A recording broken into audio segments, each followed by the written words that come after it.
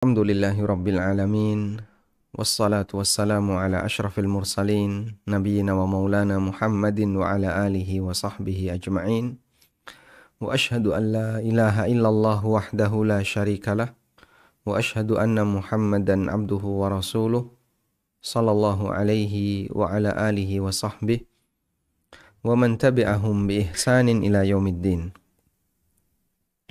Alhamdulillah, puji syukur kita haturkan kehadirat Allah Subhanahu wa Ta'ala.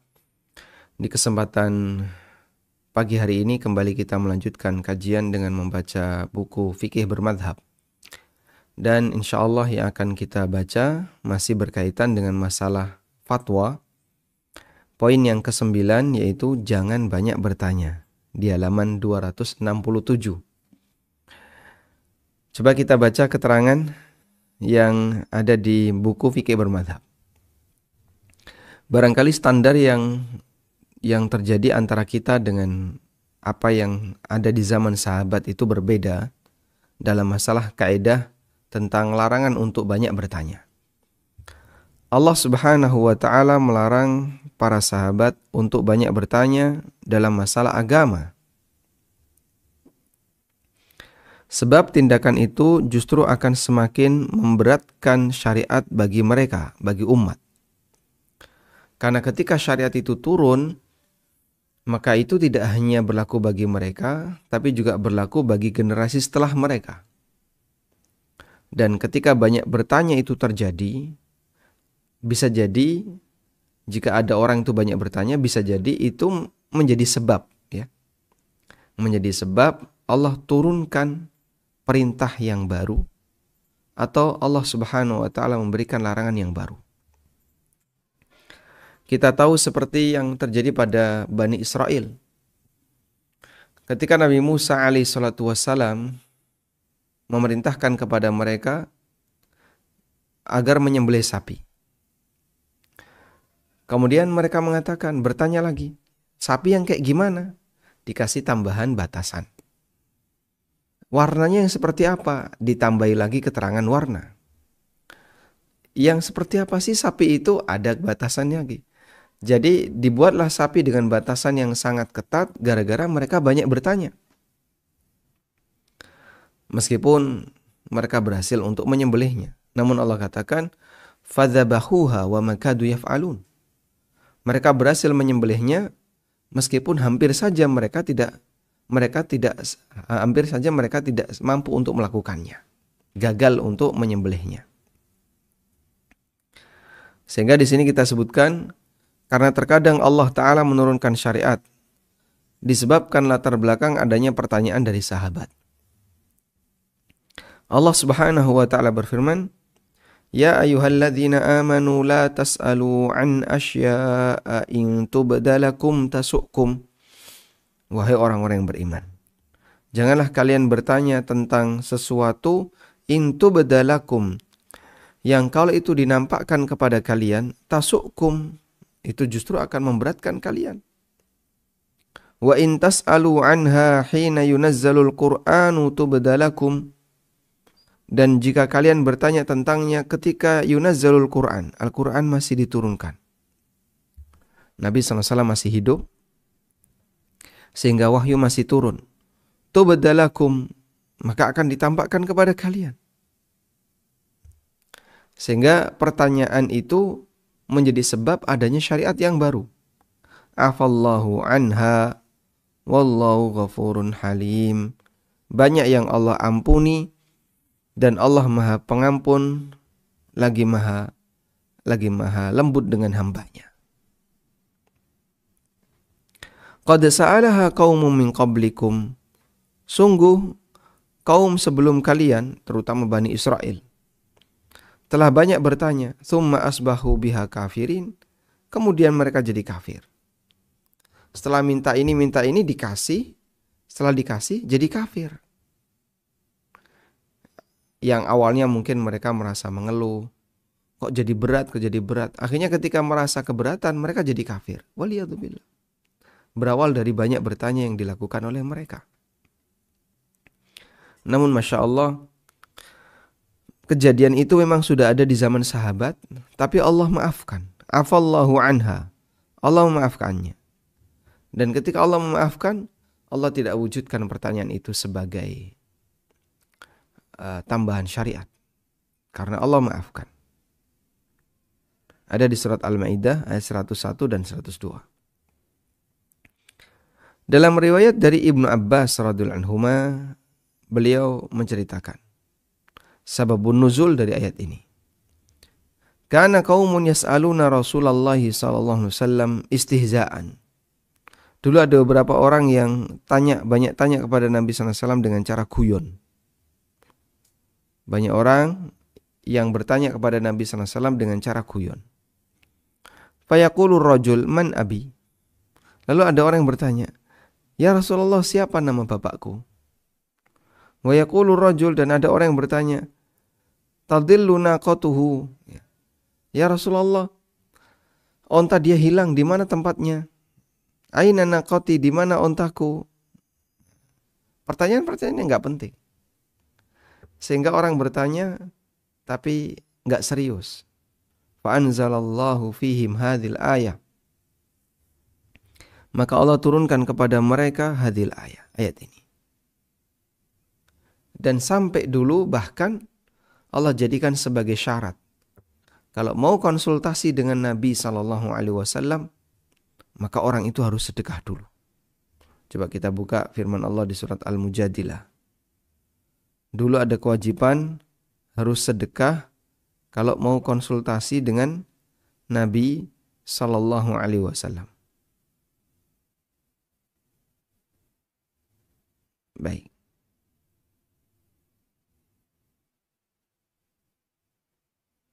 Di ayat 12 dari surat Al-Mujadilah, Allah Subhanahu wa taala berfirman, "Ya ayyuhalladzina amanu idza najaitumur rasula faqaddimu baina yaday najwakum shadaqah." Wahai orang-orang yang beriman, kalau kamu mau ketemu Rasul, maka faqaddimu baina yaday najwakum shadaqah. Maka iringi atau berikan muqaddimah, dahului pertemuan kamu dengan Rasul itu, dahului dengan sedekah. Sebelum ketemu Rasul, kamu sedekah dulu. Dzalika khairul lakum wa athhar. Itu lebih baik bagi kalian dan lebih suci. Sehingga konsultasi dengan beliau gratis. Tapi syaratnya harus sedekah dulu. Tetap harus bayar. Menghalangi setiap orang yang pengen banyak bertanya, tidak ada maksud yang jelas, ketemu Nabi SAW lalu tanya. Dan itu Allah wajibkan bagi para sahabat dulu sebelum mereka bertanya kepada Rasulullah SAW. Akhirnya mereka kan tidak bisa sembarangan kemudian mau tanya karena harus keluar duit dulu. Namun syariat itu dihapus oleh Allah dengan turunnya ayat lanjutannya, "Ashfaqtum an tuqaddimu baina yaday najwakum shadaqat fa illam taf'alu wa taballahu 'alaikum fa aqimus shalah wa atuz zakah wa atiullaha wa rasulah wallahu khabirum bima ta'malun." Apakah kalian merasa berat untuk mendahului sedekah kalian atau konsultasi kalian dengan sedekah? Fa idlam taf'alu, kalau kalian tidak mampu untuk melakukannya, fa aqimus shalah wa atuz zakah, maka tegakkan salat dan tunaikan zakat, dan Allah sudah mengampuni kalian. Wa taballahu 'alaikum, Allah sudah mengampuni kalian. Karena itu tegakkan salat, tunaikan zakat, dan ta'alah kepada Allah dan Rasulnya. Sehingga sejak turun ayat ini, maka kewajiban ayat sebelumnya terhapus. Dari situlah kita bisa melihat, ini salah satu di antara contoh bagaimana Allah Subhanahu wa taala memberikan adab bagi kaum muslimin, terutama bagi mereka yang menjumpai Rasulullah sallallahu alaihi wasallam, agar mereka beradab di hadapan Rasulullah sallallahu alaihi wasallam. Baik, kita lanjutkan. Sementara dalam riwayat yang lain dari Ali bin Abi Thalib radhiyallahu anhu, beliau menceritakan sababun nuzul yang berbeda dengan keterangan Ibnu Abbas. Lamma nazalat hadhil ayat, ketika turun ayat ini, yaitu walillahi 'alan nasi hajjul baiti man istata'a ilaihi sabila. Manusia punya kewajiban untuk Allah, yaitu melaksanakan ibadah haji ke Ka'bah bagi siapa saja yang punya kemampuan untuk melakukan perjalanan menuju sana. Lalu ada salah satu sahabat yang tanya, ketika Nabi SAW sampaikan kepada mereka, Innallaha ya'murukum bil haji fahajju. Sesungguhnya Allah perintahkan kalian untuk berhaji, maka laksanakanlah haji. Qalu, lalu ada yang bertanya, ya Rasulullah, afi kulli am, apakah haji itu harus tiap tahun? Fasakata, kemudian Nabi SAW terdiam. Beliau terdiam. Faqalu afi kulli amin, mereka tanya lagi, apakah harus tiap tahun? Fasakata, Nabi SAW terdiam. Tsumma qalu, kemudian mereka bertanya lagi, afi kulli am, ya Rasulullah, apakah harus tiap tahun ya Rasulullah? Begitu sudah yang ketiga, Nabi SAW memberikan jawaban. La, tidak harus tiap tahun. Walau qultu na'am la wajabat wala mastata'tum. Andaikan tadi saya mengatakan iya, apakah setiap tahun ya Rasulullah? Nabi SAW menjawab iya. Andaikan beliau menjawab iya, tentu akan wajib haji itu setiap tahun. Wala mastata'tum, dan kalian tidak akan mampu untuk melaksanakannya. Bisa jadi bukan karena masalah materi, tapi masalah kuota. Kota Mekah tidak mungkin bisa menampung seluruh muslim sedunia. Sehingga dalam posisi ini Allah Subhanahu wa taala syariatkan haji setahun sekali, sehingga mereka bisa bergantian untuk berhaji setahun sekali. Allah tidak wajibkan untuk berhaji setahun sekali, sehingga kaum muslimin kalau berhaji seumur hidup sekali, mereka bisa bergantian. Baik, sehingga inilah salah satu contoh kasih sayang Allah.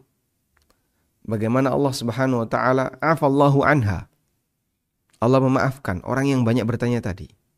Andaikan yang banyak bertanya tadi diberi jawaban, baik, haji harus tiap tahun, Masya Allah. Kita bisa bayangkan ya, akan banyak sekali kaum muslimin yang meninggalkan kewajiban ini, padahal secara finansial dia mampu. Riwayat dari Ibnu Abbas menunjukkan bahwa Al-Maidah ayat 101 membicarakan larangan banyak bertanya untuk hal yang tidak penting. Hal ini sejalan dengan sabda Nabi sallallahu alaihi wasallam. Innallaha yarda lakum thalathan wa yakrahu lakum thalathan. Allah ridha kepada kalian 3 hal dan Allah tidak suka dengan 3 hal. Fayarda lakum an ta'buduhu wa la tusyriku bihi syai'a. Allah ridha jika kalian beribadah hanya kepadanya dan tidak menyekutukannya dengan sesuatu apapun. Wa an ta'tasimu bihablillahi jami'a. Allah ridha kalau kalian berpegang teguh dengan tali Allah semuanya. Wala tafarraqu, dan kalian tidak berpencar, kalian tidak berpisah. Wa yakrahu lakum qila wa qal wa kathratas su'al wa idha'atal mal. Dan Allah tidak suka, Allah benci kepada kalian 3 hal. Banyak bertanya, kemudian qila wa qal, suka menyebarkan kabar dusta, katanya belum jelas. Kemudian idha'atul mal, dan menyia-nyiakan harta.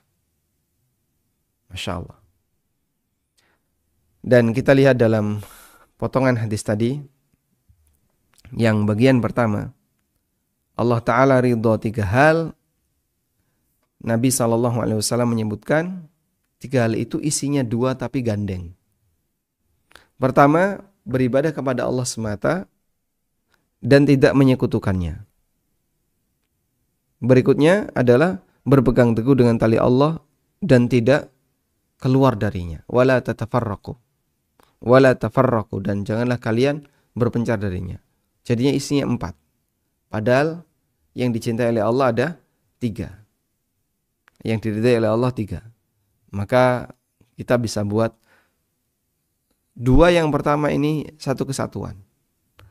Sedangkan nomor 3 dan 4 ini terpisah, sehingga masing-masing dibuat satu-satu. Maka wala tusyriku bihi syai'a, an ta'buduhu wala tusyriku bihi syai'a, ini satu kesatuan. Karena satu kesatuan, ibadah itu tidak bisa dipisahkan dari anti syirik. Karena siapa yang beribadah, tapi di saat yang sama dia berbuat syirik, ibadahnya tidak berlaku. Baik. Sementara riwayat dari Ali bin Abi Thalib menyebutkan orang yang bertanya masalah tertentu, namun justru itu memberatkan umat. Karena jawaban atas pertanyaan itu bisa menambah aturan syariat bagi mereka. Sebab dengan pertanyaan itu Allah turunkan wahyu yang baru, yang itu nanti akan berlaku sampai akhir zaman. Hal ini sejalan dengan hadis dari Sa'ad bin Abi Waqqas radhiyallahu anhu. Rasulullah SAW bersabda, Inna a'zamal muslimina jurman. Orang muslim yang paling besar kezalimannya bagi yang lain, yang paling merugikan muslim yang lain adalah man sa'ala an syai'in, orang yang bertanya tentang sesuatu, lam yuharram, yang sebelumnya belum diharamkan, fahurrima, maka diharamkan, min ajli mas'alatihi, disebabkan karena pertanyaan orang ini. Andikan dia tadi diam, gak turun wahyu kayak gitu. Masya Allah. Muttafaqun alaih. Hadis riwayat Bukhari Muslim. Nabi SAW juga menyebutkan bahwa salah satu sebab kebinasaan yang menimpa umat masa silam adalah karena banyak bertanya. Nah, ketika banyak bertanya, semakin dibuat ketat, akhirnya mereka tidak mau melaksanakannya karena terlalu berat.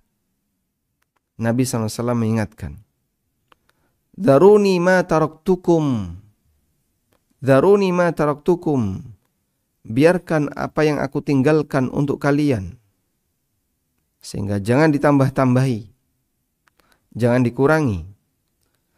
Fa innama halaka man kana qablakum, sesungguhnya orang yang sesat, ya, orang yang menyimpang adalah di kalangan, fa innama, sesungguhnya binasa, menyimpang orang-orang sebelum kalian, yaitu para umat sebelum kita, disebabkan karena kathrati su'alihim, karena banyak bertanya, wa ikhtilafihim ala anbiya'ihim, dan banyak menyalahi nabinya.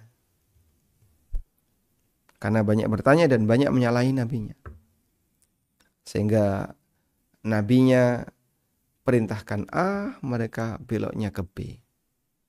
Ketika dalam urusan tertentu mereka banyak bertanya. Dan itu membuat mereka jadi semakin menyimpang. Sehingga halaka, fa innama halaka, binasa di sini adalah binasa batinnya. Dia mengalami penyimpangan. Tayyib. Ala kullin, kesimpulannya adalah bahwa larangan semacam ini berlaku di masa Rasulullah SAW ketika wahyu itu turun, sehingga setelah wahyu itu berhenti, ya, Nabi SAW sudah wafat, maka orang banyak bertanya kepada seorang ustadz, seorang kiai, tokoh agama, masyayikh, tujuannya dalam rangka untuk al-i'lam, agar dia bisa banyak belajar, hukumnya diperbolehkan. Sebagaimana kebiasaan orang-orang soleh di masa silam, sampai mereka nunggui ulama yang keluar rumah dari rumahnya menuju masjid untuk ditanya.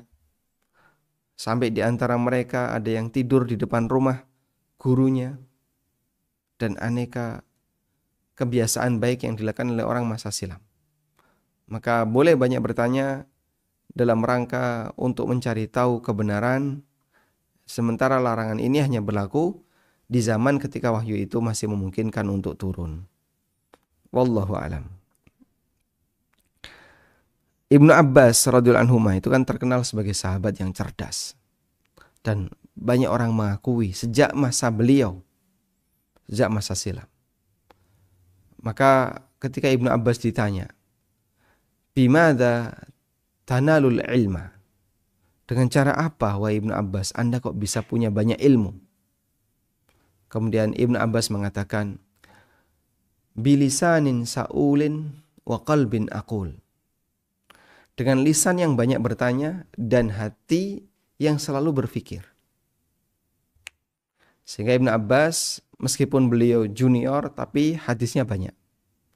Karena beliau tanya kepada sahabat-sahabat yang senior berkaitan dengan makna hadis atau berkaitan dengan hadis yang mereka dapatkan dari Nabi sallallahu alaihi wasallam. Baik. Walhamdulillahirabbil alamin. Nah, sekarang kita beralih ke bagian kita yang mungkin di zaman ini seperti ini cukup sering. Poin yang ke-10, bertanya untuk masalah yang belum terjadi. Salah satu di antara bentuk pertanyaan yang tercela adalah pertanyaan tentang fenomena yang belum terjadi. Karena tindakan ini bertentangan dengan citra baik seorang muslim, husni islamil mar'i, citra baik seorang muslim. Seperti yang disebutkan dalam hadis, Nabi SAW bersabda, "Min husni islamil mar'i tarkuhu ma la ya'ni." Bagian dari citra baik Islam seseorang adalah dia meninggalkan apa yang bukan menjadi kepentingannya. Bagi dia ini nggak penting, saya nggak butuh, dia tinggalkan. Itu salah satu di antara ciri baik orang muslim yang citranya bagus. Sehingga seorang muslim diajarkan agar dia itu berpindah dari kegiatan bermanfaat ke kegiatan bermanfaat yang lain. Ini bermanfaat, lakukan. Ini bermanfaat, lakukan. Baik manfaat untuk urusan dunia maupun manfaat untuk urusan akhirat. Rasulullah SAW bersabda, "Ihris ala ma yanfa'u." Bersemangatlah untuk mendapatkan, untuk melakukan apa yang bermanfaat bagimu. Wasta'in billah, dan mintalah pertolongan kepada Allah. Wala ta'jiz, dan jangan melempem. Belum berhasil, sudah mundur. Akhirnya setiap punya rencana gagal. Masya Allah. Gampang mutung. Kita punya bahasa, ada satu hal yang tidak boleh terjadi, yaitu malas dan gampang mutung. Sehingga kalau itu bermanfaat bagi kehidupan kita, baik dunia maupun akhirat, lanjutkan. Semangatlah. Tapi jangan lupa minta pertolongan dari Allah Subhanahu wa ta'ala. Para ulama masa silam banyak memberikan celaan bagi orang yang bertanya untuk sesuatu yang belum terjadi. Ada orang tanya misalnya, "Pak, kalau kita sholat di bulan, itu kira-kira menghadap kiblatnya kemana, Pak? Ini bumi, ini bulan, ini menghadap kiblatnya kemana ini? Ka'bahnya ada di bumi." Ya. Maka kita sampaikan, gini aja, Bapak coba sholat di bulan dulu, nanti kalau sudah saya bulan, terus Bapak mau sholat, baru tanya, telepon saya, nanti tak kasih jawaban. Belum apa-apa sudah tanya seperti itu. Kalau misalnya begini, anjing sama kambing dikawinkan, itu anaknya halal atau haram? Masya Allah. Anjing sama kambing dikawinkan. Nggak bakalan terjadi, Pak. Itu dimakan nanti, bukan dikawinkan. Nah, terus gimana? Nah, sekarang coba kawinkan dulu. Kalau berhasil punya anak, baru nanti kita fatwakan. Karena ini sesuatu yang belum terjadi. Ibnu Muflih, salah seorang ulama mazhab Hambali, mengatakan, "Waqala al-Baihaqi," kata al-Baihaqi, "fi kitabil madkhal," dalam kitabnya al-Madkhal ila madhhab Syafi'i, "Kariha as-salafu su'ala 'anil mas'alati qabla kauniha." Para ulama salaf itu tidak suka, membenci pertanyaan berkaitan dengan kasus sebelum terjadi. idza lam yakun fiha kitabun wala sunnah, ketika di sana tidak ada keterangan dari Al-Qur'an maupun sunnah. Sehingga kalau belum terjadi nggak perlu ditanyakan. Kemudian Ibnu Muflih menyebutkan riwayat dari Umar bin Khattab radhiyallahu anhu yang mencela tindakan bertanya untuk kasus yang belum terjadi. Wa qala Tawus bercerita an Umar, dari Umar, la yahilu lakum an tas'alu amma lam yakun. Umar mengatakan, tidak halal bagi kalian untuk bertanya tentang sesuatu yang belum terjadi. Bahkan sebagian di antara ulama ketika ditanya masalah tertentu, mereka meminta penanya untuk bersumpah dalam rangka memastikan apakah itu sudah terjadi atau belum. Sehingga penanya ini datang, ada kasus kayak gini, kalau seperti ini gimana? Lalu Ustadz ini balik meminta kepada penanya tadi, berani nggak Anda bersumpah kalau ini sudah terjadi? Masya Allah. Ibnu Muflih menyebutkan keterangan dari Abdurrahman bin Mahdi. Abdurrahman bin Mahdi termasuk gurunya Imam Bukhari. 3 ulama kibar ya, di masanya yang ahli hadis besar, Imam Ahmad, Abdurrahman bin Mahdi, Yahya bin Ma'in. Ya. Meskipun masih banyak sekali ulama ahli hadis ketika itu, tapi yang terkenal 3 ini ketika itu. Waqala Ibnu Mahdi mengatakan, dari Hammad bin Zaid, dari Sulat bin Rashid, ada orang namanya As-Sulat bin Rashid.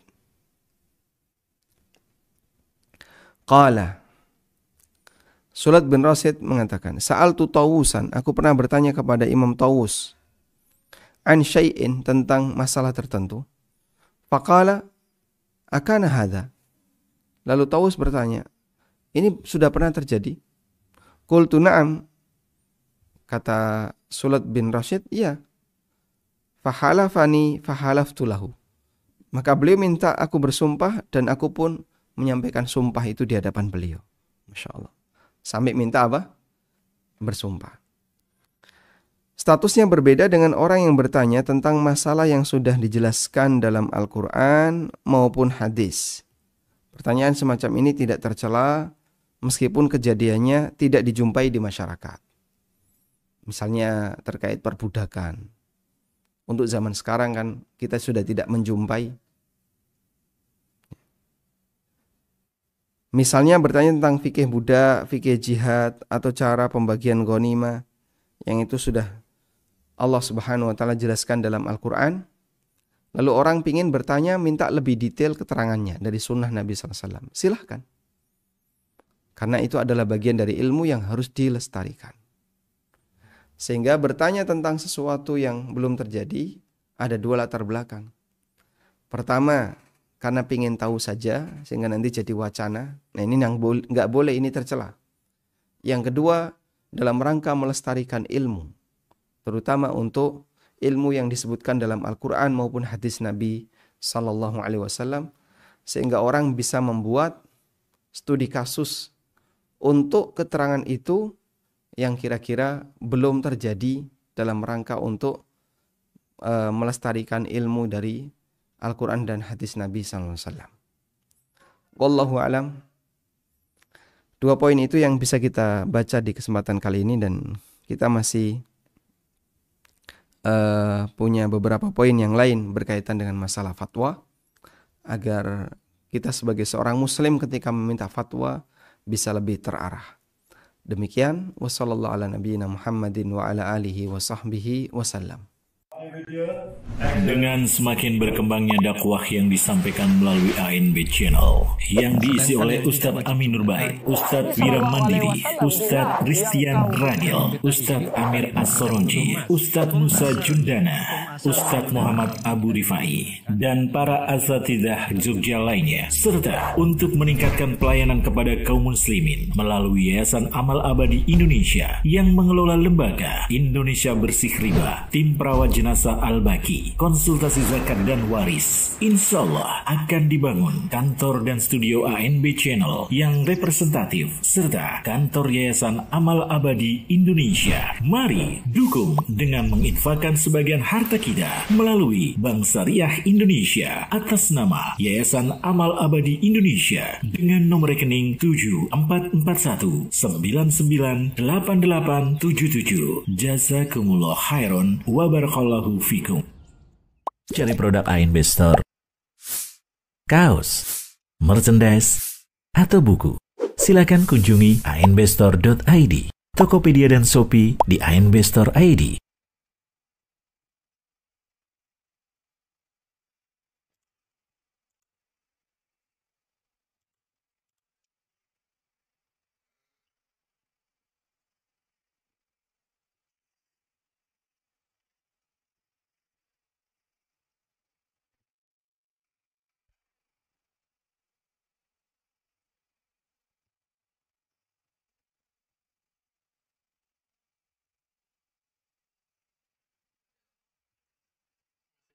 Keluar tema Ustaz.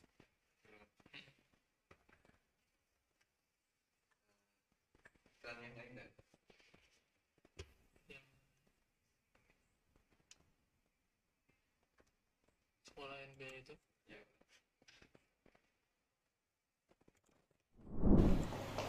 Assalamualaikum. Waalaikumsalam, Ustaz. Saya kembalikan kunci. Oh iya, Ustaz. Mau check out dulu. Ya. Jazakallah khairan. Waalaikum. Sampai bertemu lagi, Ustaz, di Insyaallah. Pacitan, Ustaz. Insyaallah. Oke. Assalamualaikum. Waalaikumsalam. Assalamualaikum. Ustaz. Iki Mas Mitra kok tekan kene? Alhamdulillah, Ustaz. Ada apa? Mau ketemu, Saya mau Ustaz. balik ke Jogja. Wah, sebentar, Ustaz. Ini ada waktu sebentar enggak, Ustaz? Mau kemana jenengan? Saya mau tanya, Ustaz. Tanya sebentar, apa? Ustaz. Sebentar, Ustaz. Penting banget. Wah, udah tak ngenten dari tadi ini. Apa? Semoga, Ustaz. Dulu sebentar, Ustaz. Piye. Masya Allah. Gini, Ustaz. Ini apa nih mengganggu sekali, Ustaz. Ini gini, Ustaz.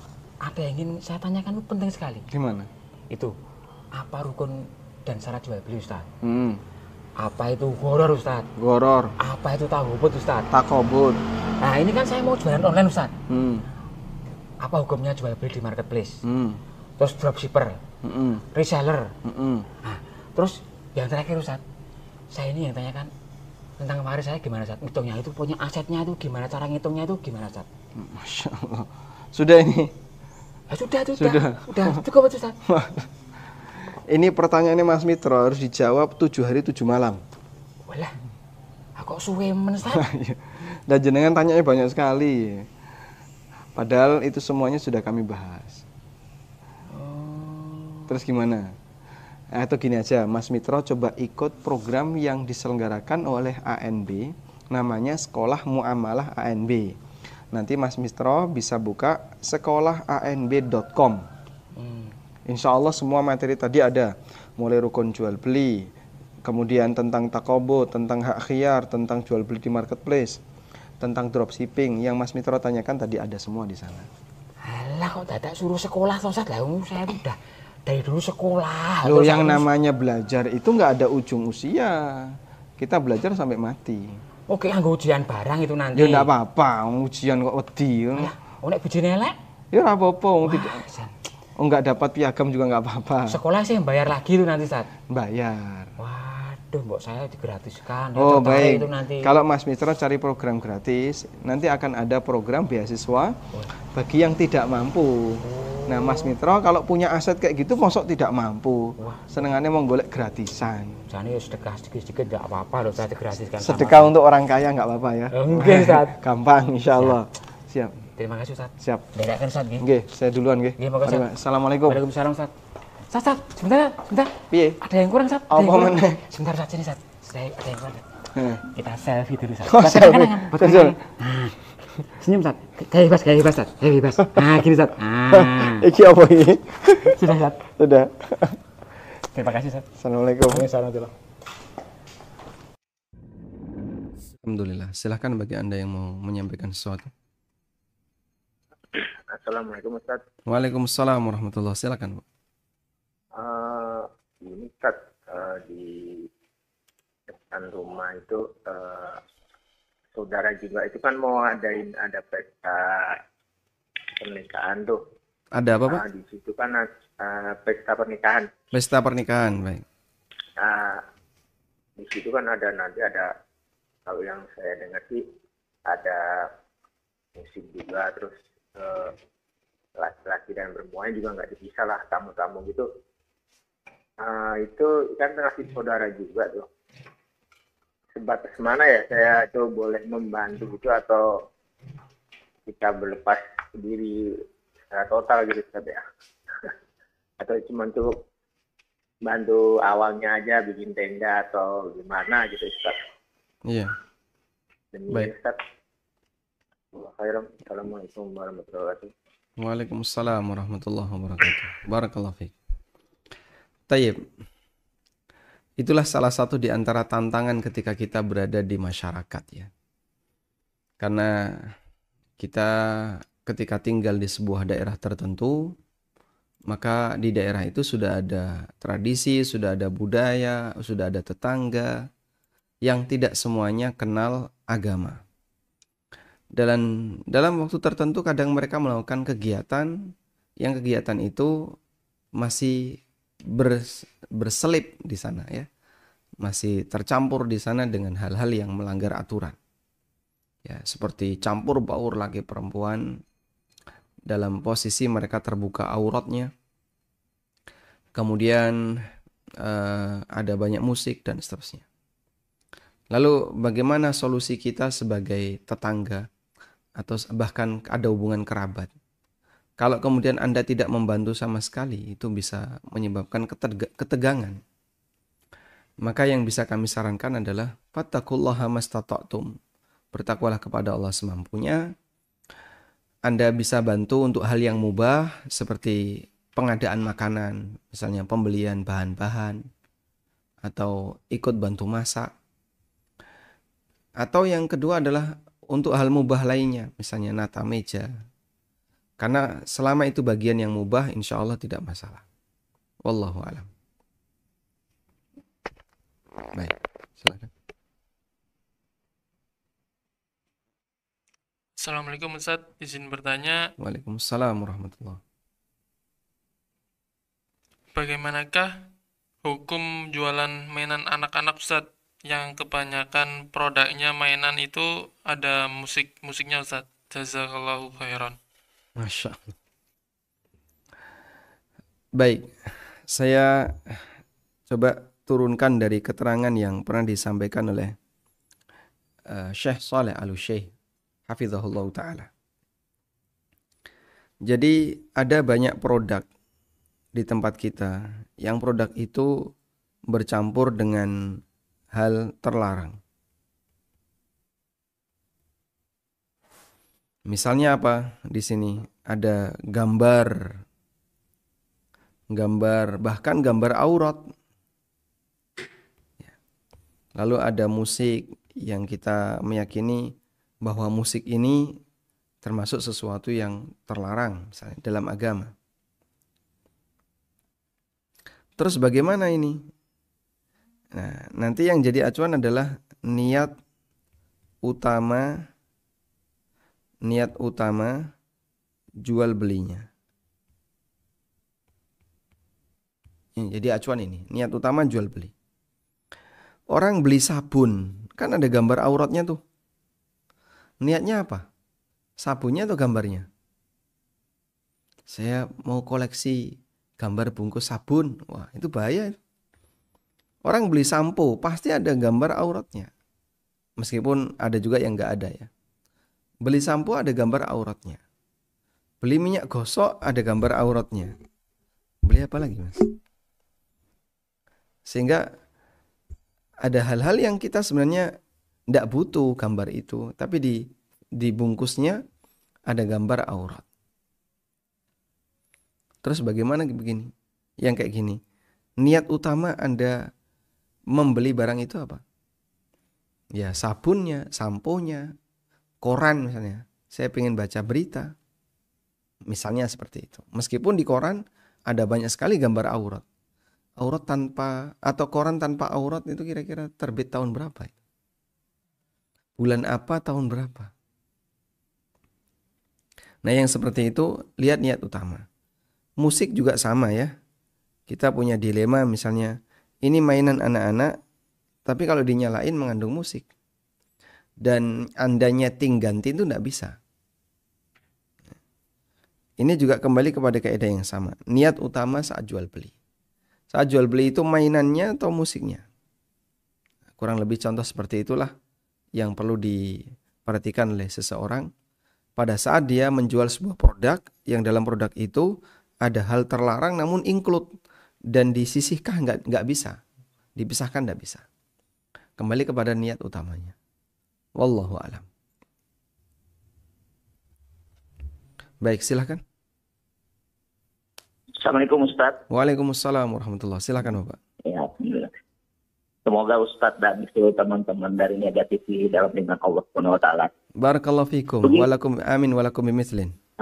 Begini Ustadz, kita kan sering tahu ya ada beberapa marketplace atau aplikasi yang misalnya jual beli tiket atau pemesanan hotel.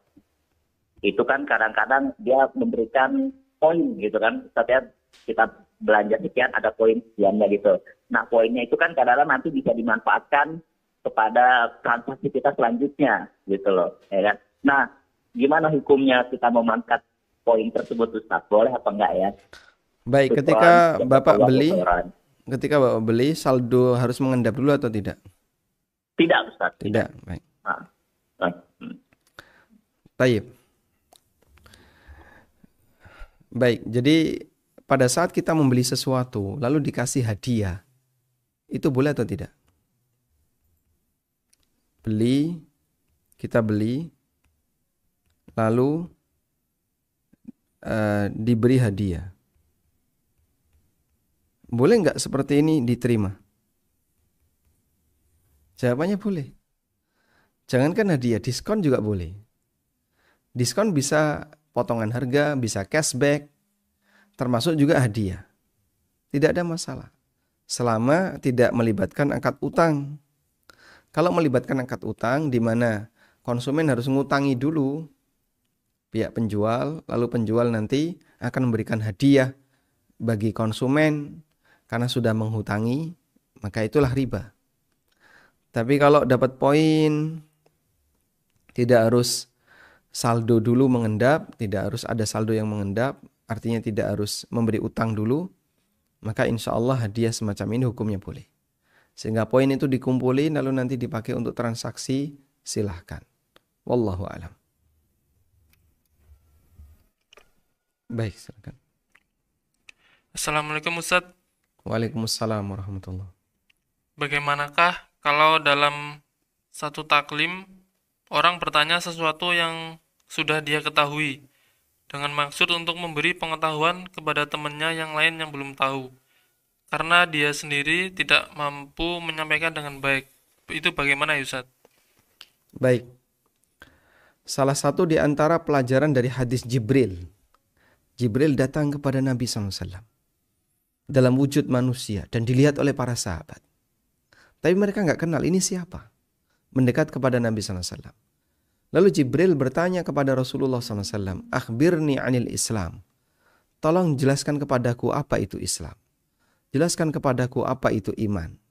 Jelaskan kepadaku apa itu ihsan. Akhbirni anis sa'ah. Jelaskan kepadaku kapan kiamat. Nabi SAW menjawab, "Mal mas'ulu anha bi'alama minas sa'il." Yang ditanya tidak lebih tahu daripada yang bertanya. Kemudian dari hadis ini ulama memberikan pelajaran. Hadis ini menunjukkan bolehnya seseorang itu bertanya kepada guru dalam forum kajian yang di situ pesertanya banyak, meskipun dia sudah tahu jawabannya, dalam rangka untuk memberitahu yang lain, agar yang lain juga tahu dengan jawaban dari gurunya. Sehingga beliau tanya dengan maksud biar yang lain ikut tahu, insya Allah tidak masalah. Pertanyaan semacam ini hukumnya boleh. Bahkan bisa kita sebut jika dialah penyebab orang lain jadi tahu, insya Allah dia turut mendapatkan pahalanya. Wallahu a'lam. Silahkan. Assalamualaikum warahmatullahi. Waalaikumsalam warahmatullahi wabarakatuh. Silakan Bapak. apakah bacaan imam yang H kecil menjadi H besar itu kita boleh bermakmum dengannya, Ustaz? Contohnya? Contohnya, Alhamdulillah. Tapi membaca Alhamdulillah dengan H besar. Apakah ini tergolong merubah makna? Dan kita boleh bermakmum padanya. Dan jika kita mengubah niat untuk sholat sendiri, apakah harus memisahkan pindah tempat atau masih mengikuti gerakan imam besar? Nah, sekian. Assalamualaikum warahmatullahi wabarakatuh. Waalaikumsalam warahmatullahi wabarakatuh. Nah, memang ada di keterangan, saya menjumpai itu di tafsir Ibnu Katsir, ringkasannya ada ini.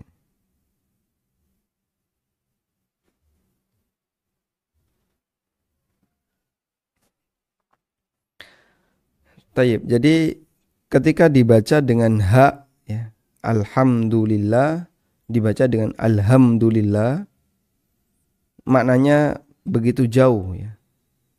Karena alhamdu itu artinya adalah kematian. Wallahu alam. Dan saya mencari tahu apakah itu masih bisa ditoleransi ataukah tidak. Wallahu alam. Saya belum bisa memberikan jawaban.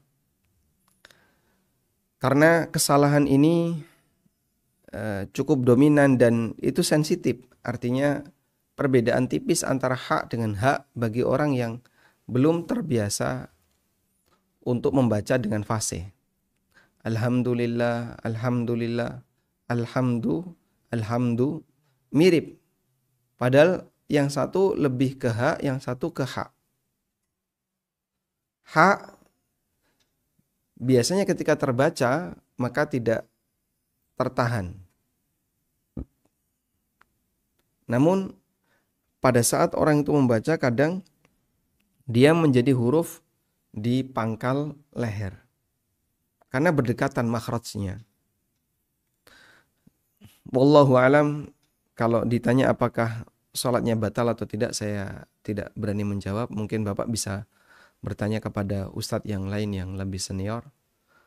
Dan kita juga perlu tahu rekaman langsung orang ini, ya, atau bunyi kalimat orang ini ketika membaca Al-Fatihah. Alhamdulillah itu sejauh mana? Apakah terlalu jauh menyimpang dari hak ataukah masih mendekati hak? Wallahu alam.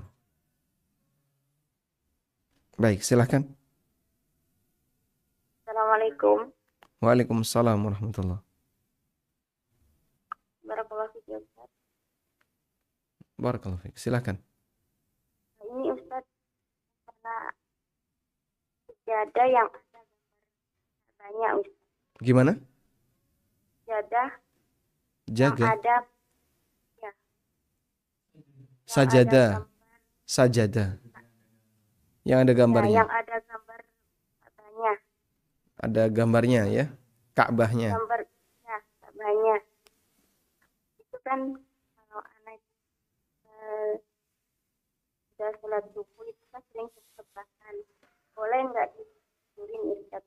Di rebahan. Ya. Ya, rebahan, sering rebahan kan, Ustaz.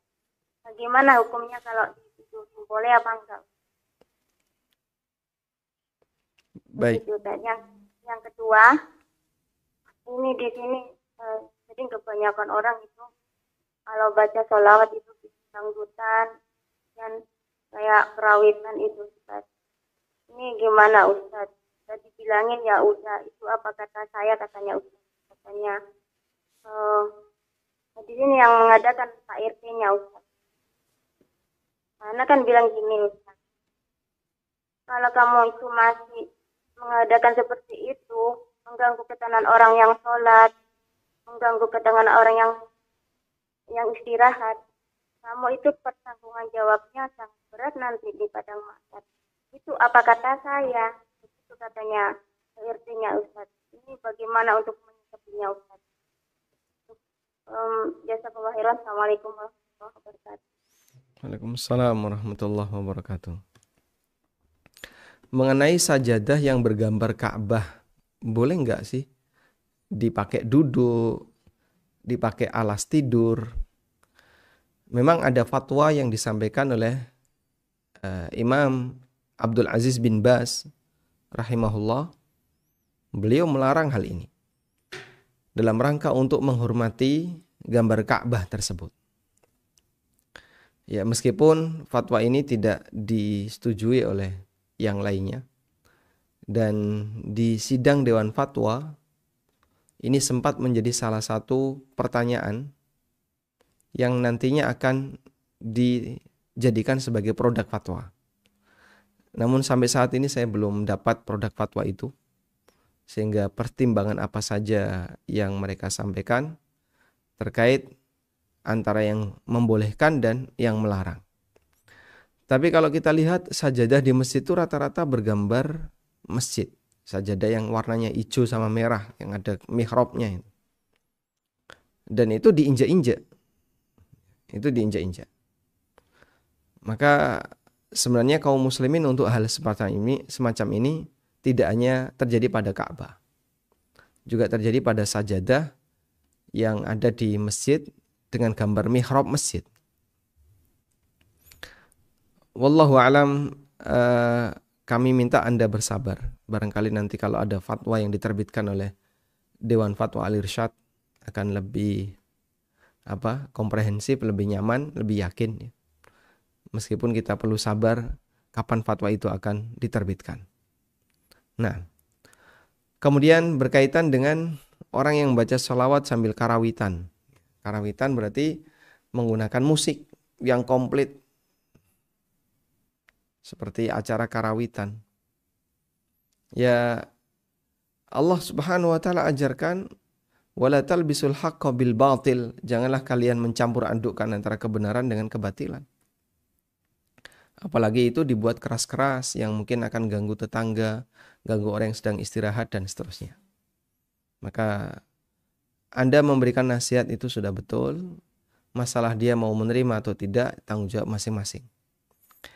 Allah gambarkan dalam Al-Quran berkaitan dengan orang yang memberikan nasihat kepada Bani Israel yang mereka akan dilaknat oleh Allah.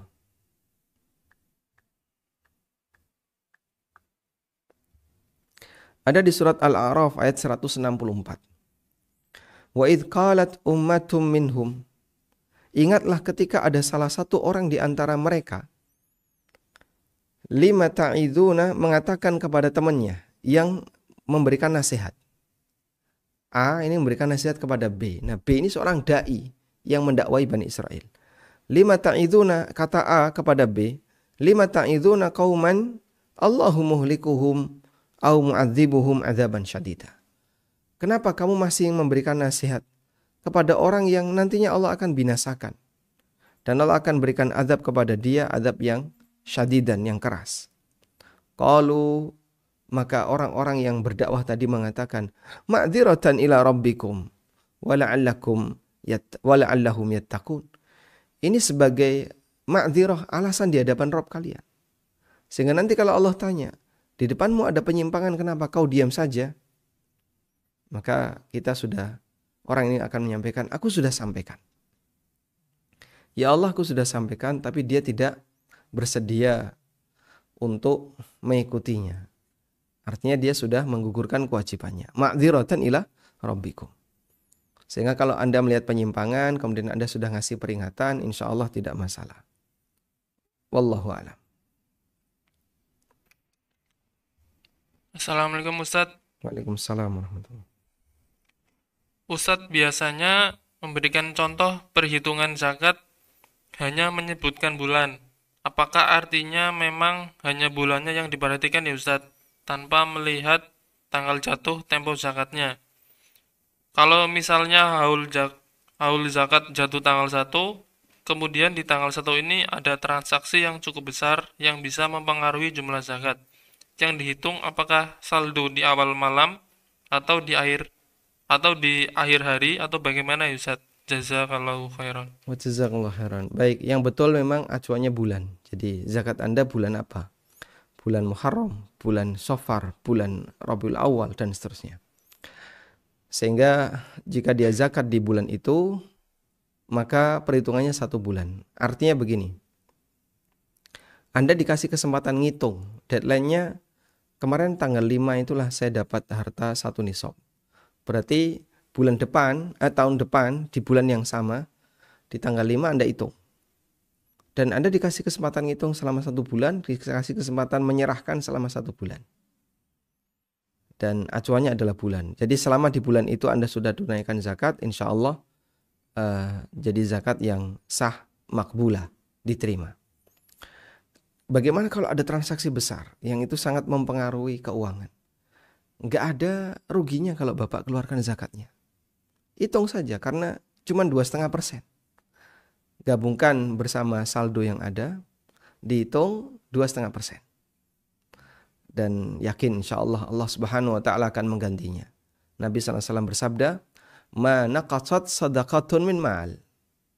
Zakat itu tidak mengurangi harta. Ma naqasat sadaqatun min ma'al. Zakat itu tidak mengurangi harta. Sehingga kalau orang zakat, yakin hartanya tidak akan berkurang. Wallahu ta'ala alam, wa sallallahu ala nabiyyina Muhammadin wa ala alihi wa sahbihi wa sallam.